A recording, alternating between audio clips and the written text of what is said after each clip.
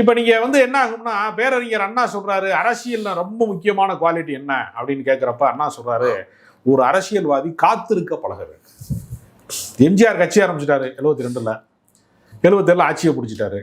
அவர் மரணம் அடைகிற வரைக்கும் 87 வரைக்கும் கலைஞருக்கு ஏதாவது வேலை இருந்துச்சா?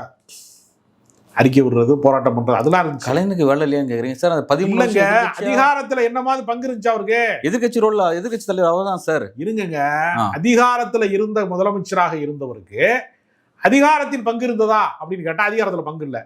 காத்திருக்கிறார்ல, ஒரு கால மாற்றம் நிகழுகிற வரைக்கும் காத்திருக்கிறதுன்னு ஒண்ணு இருக்குல்ல. அதிகாரமே கிடைக்காம கட்சிக்காரனை உற்சாகம் இழக்காம இந்த கட்சி இனிமே எம்ஜிஆர் தான் ஜெயிச்சுட்டே இருக்காரு, திரும்ப திரும்ப 10 ஆண்டு காலம் தொடர்ந்து முதலமைச்சராக இருக்கிறாரு, எம்ஜிஆர் மவுஸ் பயங்கரமா கூட்டிகிட்டே இருக்கு அப்படி சொல்ற காலகட்டம் இருக்குல்ல. இந்த காலகட்டத்தில் கலைஞர் அவர்கள் தீவிரமாக எதிர்கட்சி தலைவராக இருந்தாரு, இலக்கிய சொற்பொழிவு விளையாட்டினாரு, பொதுக்கூட்டங்கள் பேசினாரு, ஆர்ப்பாட்டங்கள் பண்ணாரு, அவருடைய உழைப்பை நான் சொல்லல. அதிகாரத்தில் பங்கு வைப்பதற்கான வாய்ப்பு இல்லாத காலகட்டங்கள்ல மனச்சோர்வு அடையாமல் ஒரு தலைவன் இயங்கி கொண்டே இருந்தால. ஒரு 13 வருஷம் அதிகாரத்துக்கு வரவே முடியாம விஜய் இயங்குவாரா?